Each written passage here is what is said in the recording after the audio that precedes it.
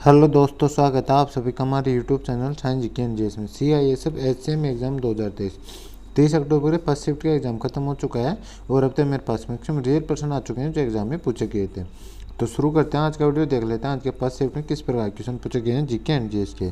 तो आज का फर्स्ट क्वेश्चन है जो आज के फर्स्ट शिफ्ट में पूछा गया था। लेकिन वीडियो शुरू करने से पहले यदि आप चैनल पहली बार आई हो तो चैनल को सब्सक्राइब कर बेल आइकन ऑन कर लो, ताकि मैं जैसे नेक्स्ट शिफ्ट का एग्जाम खत्म होगा और उसका एनालिसिस लेके आऊँगा तो उसका नोटिफिकेशन आप तक पहुँच जाएगा और आप सबसे पहले एनालिसिस देख सकें। और यदि आप उसका PDF चाहिए तो मैंने डिस्क्रिप्शन में टेलीग्राम चैनल का लिंक दे रखा है, आप उसको ज्वाइन कर लीजिए, उस पर आप उसका PDF भी मिल जाएगा। तो शुरू करते हैं आज के फर्स्ट शिफ्ट के क्वेश्चन और देख लेते हैं आज के फर्स्ट शिफ्ट में किस प्रकार क्वेश्चन पूछे गए हैं।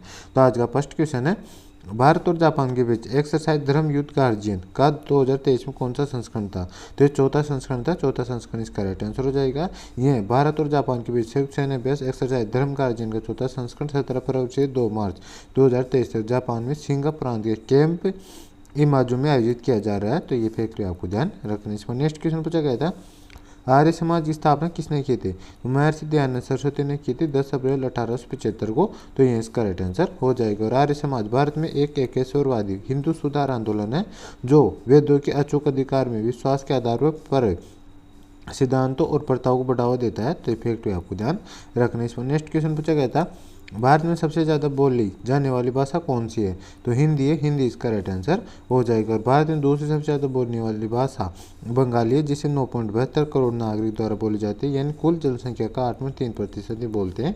तो इफेक्ट आपको ध्यान रखना। इसमें नेक्स्ट क्वेश्चन पूछा गया था, प्रबुद्ध भारत पत्रिका का प्रकाशन किसने किया था? तो प्रबुद्ध भारत शाब्दिक रूप से जागृत भारत रामकृष्ण आदेश की एक अंग्रेजी भाषा की मासिक पत्रिका है। तो रामकृष्ण आदेश इसका राइट आंसर हो जाएगा, जो जुलाई 1896 से प्रकाशित हो रही है। तो इफेक्ट आपको ध्यान रखना है। और प्रबुद्ध भारत भारत की सबसे लंबे समय तक चलने वाली अंग्रेजी पत्रिका है। तो इफेक्ट आपको ध्यान रखना है। इस पर नेक्स्ट क्वेश्चन पूछा गया था, भारत का पहला टेलीकॉम नेटवर्क कौन सा है? तो भारत में पहली सार्वजनिक रूप से उपलब्ध इंटरनेट सेवा 15 अगस्त 1995 को राज्य के स्वामित्व वाली विदेश संचार निगम लिमिटेड VSNL द्वारा शुरू की गई। तो VSNL इसका राइट आंसर हो जाएगा। उस समय देश में अंतर्राष्ट्रीय संचार पर VSNL का एकाधिकार था और इस क्षेत्र में निजी उद्यम की अनुमति नहीं थी। तो इफेक्ट आपको ध्यान रखने। इस पर नेक्स्ट क्वेश्चन पूछा गया था, विंग्स ऑफ फायर पुस्तक के लेखक कौन है? तो डॉक्टर APJ अब्दुल कलाम के। तो APJ अब्दुल कलाम इसका राइट आंसर हो जाएगा। यह पूर्व भारतीय राष्ट्रपति APJ अब्दुल कलाम की आत्मकथा विंग्स ऑफ फायर 1999 प्रकाशित हुई थी। ये फैक्ट आपको ध्यान रखना है। और APJ अब्दुल कलाम का पूरा नाम अब्दुल पाकिर जैनुल बदीन अब्दुल कलाम है। तो ये फैक्ट आपको ध्यान रखना। इस पर नेक्स्ट क्वेश्चन पूछा गया था, भारतीय जनजातियों द्वारा कौन सी भाषा बोली जाती है? तो ये आदिवासी भाषा परिवार मुख्य रूप से भारत में झारखंड, छत्तीसगढ़, उड़ीसा और पश्चिम बंगाल की ज़्यादातर हिस्सों में बोली जाती है। और संख्या की दृष्टि से इस परिवार की सबसे बड़ी भाषा संथाली है। तो संथाली इसका राइट आंसर हो जाएगा। और इस परिवार की अन्य प्रमुख भाषाओं में हो, मुंडारी, भूमिज, खड़िया, सावरा इत्यादि प्रमुख भाषाएं भी है। तो ये फैक्ट आपको ध्यान रखनी। इस पर नेक्स्ट क्वेश्चन पूछा गया था, तीस्ता नदी का उद्गम कहाँ से होता है? तो तीस्ता नदी का उद्गम चोलुमू झील से होता है। तो चोलुम झील इसका राइट आंसर हो जाएगा। इस पर नेक्स्ट क्वेश्चन है, all India trade union Congress के अध्यक्ष कौन थे? तो 31 अक्टूबर 1920 को अखिल भारतीय ट्रेड यूनियन कांग्रेस के पहले अध्यक्ष लाला लाजपत राय थे। तो लाला लाजपत राय इसका राइट आंसर हो जाएगा। और इनकी बात करें तो Akhil Bharatiya trade union Congress AITUC Bharat में सबसे पुराना ट्रेड यूनियन संघ। तो इफेक्ट आपको ध्यान रखना। और ये भारतीय कम्युनिस्ट पार्टी से जुड़ा हुआ है। तो इफेक्ट आपको ध्यान रखना। और इसका राइट आंसर क्या हो जाएगा? लाला लाजपत राय इसका राइट आंसर हो जाएगा। इस पर नेक्स्ट क्वेश्चन पूछा गया था, SDR का फुल फॉर्म क्या होता है? तो स्पेशल ड्राइंग राइट्स यह इसकी फुल फॉर्म होती है। तो इसका राइट आंसर हो जाए, हिंदी में बात की विशेष आहरण अधिकार इसकी फुल फॉर्म होती है। इसमें नेक्स्ट क्वेश्चन है, प्रस्तावना में लिखित स्वतंत्रता, समानता और बंधुत्व शब्द किस देश से लिया गया है? तो भारतीय संविधान की प्रस्तावना निहित स्वतंत्रता, समानता और बंधुत्व के आदर्शों को फ्रांसीसी क्रांति 1789 से लिया गया है। तो फ्रांस इसका राइट आंसर हो जाएगा। इस पर नेक्स्ट क्वेश्चन है, किस संविधान संशोधन के तहत 6 से 14 वर्ष की आयु के बच्चों की शिक्षा मौलिक अधिकार बन गई? तो 6 सेवा संविधान संशोधन के तहत बन गई है। तो 6 सेवा संविधान संशोधन 2002 इसका राइट आंसर हो जाएगा। इस पर नेक्स्ट क्वेश्चन है, हार्मोन के तौर पर कौन सा विटामिन माना जाता है? तो विटामिन डी माना जाता है। विटामिन डी इसका राइट आंसर हो जाएगा। यह किडनी द्वारा निर्मित एक हार्मोन है।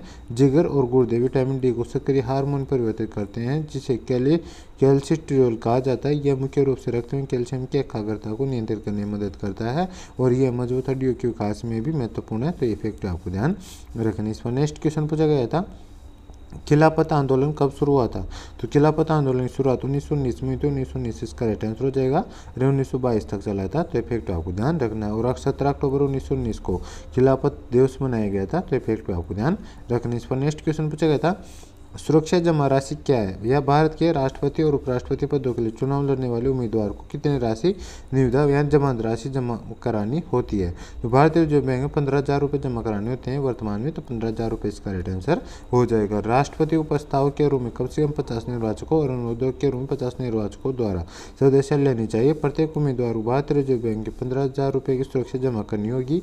यदि उम्मीदवार डाले गए मतों का छठा हिस्सा प्राप्त करने में विफल रहता है तो जमा राशि जब्त कर ली जाएगी।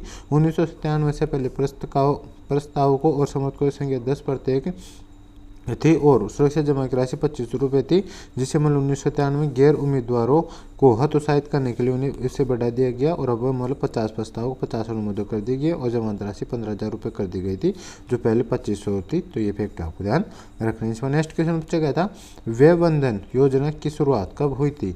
तो इस योजना को प्रधानमंत्री नरेंद्र मोदी द्वारा 4 मई 2017 को प्रारंभ किया गया था, तो 4 मई 2017 इसका राइट आंसर हो जाएगा। और भारत सरकार की प्रधानमंत्री व्यय बंधन योजना नाम से देश के वरिष्ठ नागरिकों के लिए एक पेंशन योजना की शुरुआत की है। योजना के तहत 60 वर्ष या इससे अधिक उम्र के लोगों को लाभ मिलेगा। 60 वर्ष से ऊपर की आयु वाले सभी नागरिक 15 लाख रुपए तक का निवेश कर सकते हैं। निवेश के आधार पर वरिष्ठ नागरिक 1,000 से लेकर 9,250 रुपये प्रति माह की पेंशन ले सकते हैं। इस योजना में जीएसटी पर भी छूट मिलती है, तो ये फैक्ट आपको ध्यान रखें। इस पर नेक्स्ट क्वेश्चन पूछा गया था, दूसरा सबसे बड़ा मैंग्रोव फॉरेस्ट कौन सा है? तो भितरकनिका इसका राइट आंसर हो जाएगा।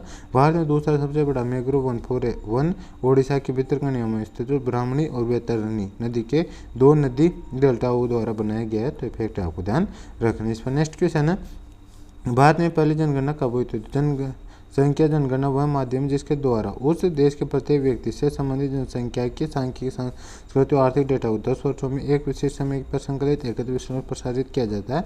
और भारत में पहली जनगणना की बात करें तो 1872 में हुई थी, लेकिन इन्हीं में जनगणना की बात करें तो 1881 में शुरू हुई थी, तो फैक्ट आपको ध्यान रखना है। लेकिन यहाँ पे प्रथम जनगणना की बात हुई तो 1872 इसका राइट आंसर हो जाएगा। और पूरे भारत में पहली जनगणना ब्रिटिश राज अधिकारियों द्वारा आयोजित की गई थी, तो ये फैक्ट आपको ध्यान रखना है। इस पर नेक्स्ट क्वेश्चन पूछा गया था, राष्ट्रीय सांख्यिकी दिवस कब मनाया जाता है? तो भारत में 29 जून को मनाया जाता है। 29 जून इसका राइट आंसर हो जाएगा। और 29 जून को राष्ट्रीय सांख्यिकी दिवस के रूप में दैनिक जीवन में सांख्यिकी योगदान को मान्यता देने और सामाजिक आर्थिक योजना और नीति निर्माण सांख्यिकी के महत्व पर आम जनता को शिक्षित करने के लिए मनाता है। पहला राष्ट्रीय सांख्यिकी दिवस 29 जून 2007 को मनाया गया था, तो फैक्ट आपको ध्यान रखना है। तो गाइस ये था आज के फर्स्ट शिफ्ट के क्वेश्चन जो आज के फर्स्ट शिफ्ट में पूछे गए थे CISF SCM के एग्जाम में। तो आई होप ये वीडियो आपको पसंद आई। वीडियो पसंद आए तो वीडियो को लाइक करें, चैनल पहली बार चैनल सोचा कर बेल आइकन ऑन कर ले, ताकि मैं जैसे नेक्स्ट शिफ्ट का एग्जाम खत्म होगा उसका एनालिसिस लेके आऊँगा तो उसका नोटिफिकेशन आप तक पहुँच जाएगा और आप सबसे पहले एनालिसिस देख सकेंगे। तो गाइस मिलते हैं नेक्स्ट वीडियो में, तब तक के लिए जय हिंद जय भारत।